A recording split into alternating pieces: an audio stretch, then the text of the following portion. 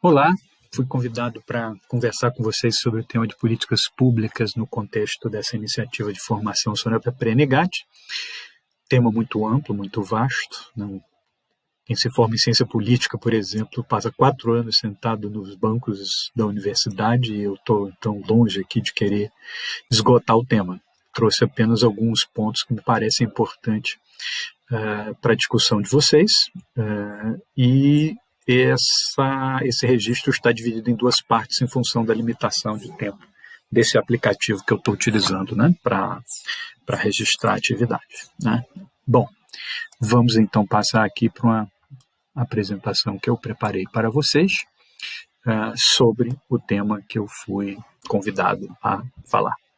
Bom, antes, como é um curso de formação para PENGAT, eu queria chamar a atenção de vocês para o fato de que a PENGAT é um caso de construção de uma política pública que hoje tem pode ser reconstituído, porque vários dos materiais disponíveis, né, que contam um pouco a história, né, dessa política, estão todos disponíveis na internet.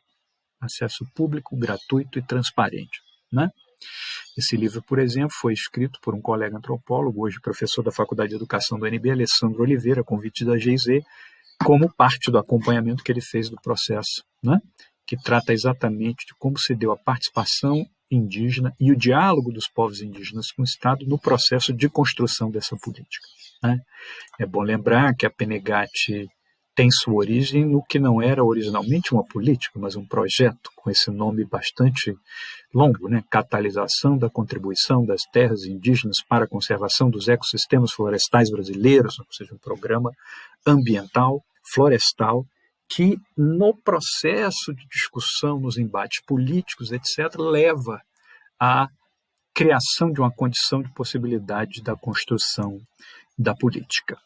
Para vocês terem uma ideia da facilidade de acesso aos materiais relativos a PENGAT, esse aqui é o Google Sites que foi construído como suporte para o trabalho do GTI, o Grupo de Trabalho Interministerial, que conduziu o processo de construção da política. Essa é a foto do primeiro seminário ocorrido, salvo melhor engano, em abril/maio de 2009, né? Já lá se vão 12 anos.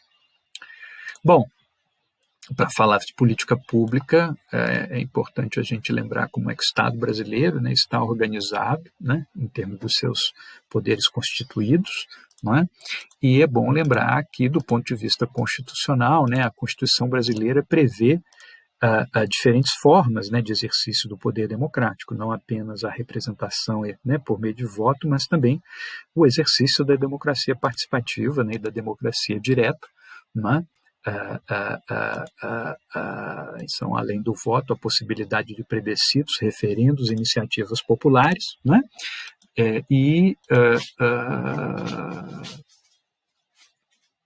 Por meio de não delegação de poder de decisão, né?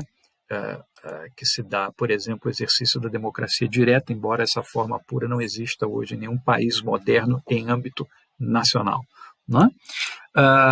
Quero chamar atenção especial, né, para o horizonte, né, do exercício da democracia participativa ou deliberativa, que dá a possibilidade de intervenção direta de cidadãos nos procedimentos de tomada de decisão e de controle do exercício do poder, né?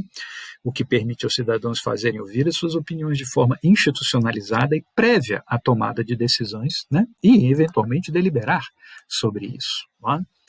As democracias participativas deliberativas, né, são regimes onde existem também mecanismos de controle exercido pela sociedade sobre a administração pública. No caso, o poder executivo daqueles 3 que nós vimos, né, anteriormente.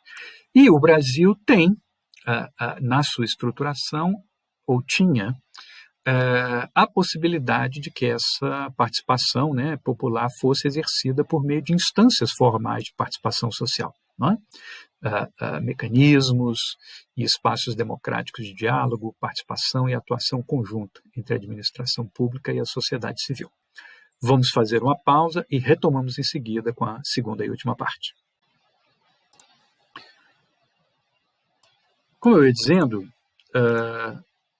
historicamente, o Brasil teve um conjunto, né, de instâncias formais de participação social por meio das quais era possível aos cidadãos, né, exercer o seu poder, propondo o diagnóstico de problemas e o enfrentamento desses problemas, que é o que caracteriza, né, isso que a gente chama de democracia participativa ou deliberativa. Mas, afinal de contas, como podemos, né, definir políticas públicas do ponto de vista formal?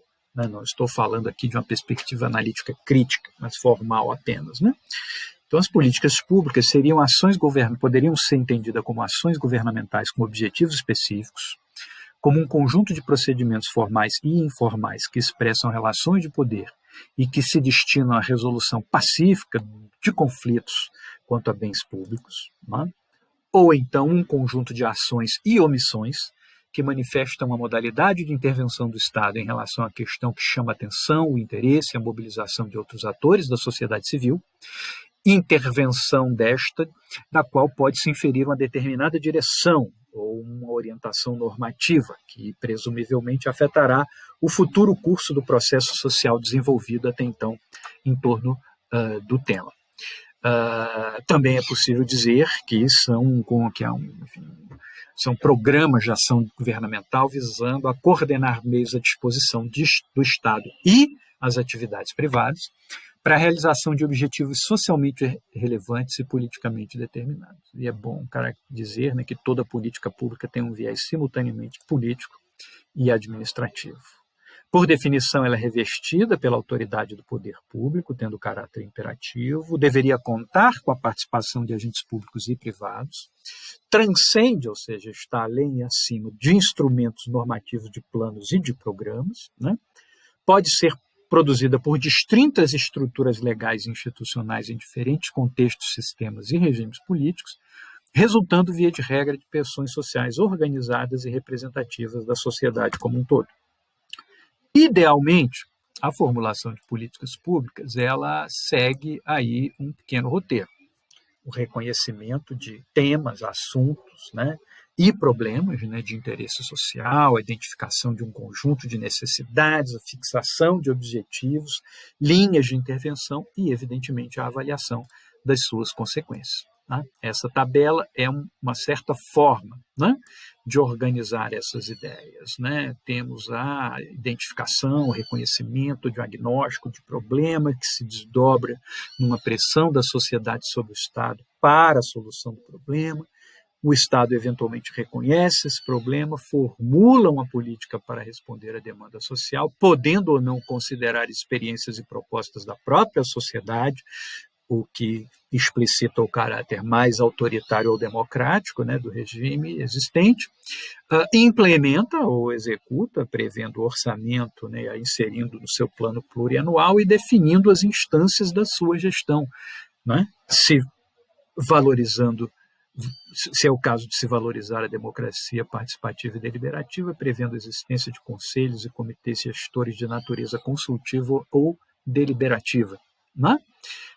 E sempre submetida a monitoramento, avaliação, o que faz com que se chegue à ideia, né, de que a política pública pressupõe, então, um ciclo, né, que é o ciclo muito rapidamente representado nesse esquema, né, que começa por meio da identificação de um problema, sua inclusão na agenda pública, previsão de soluções, tomada de decisão em relação à sua execução, o seu planejamento, a sua implementação, com o monitoramento que leva à sua avaliação e à retomada do ciclo, via de regra, se possível, numa espiral descendente, né, de excelência de prática administrativa e também de efetividade na produção de resultados. Né?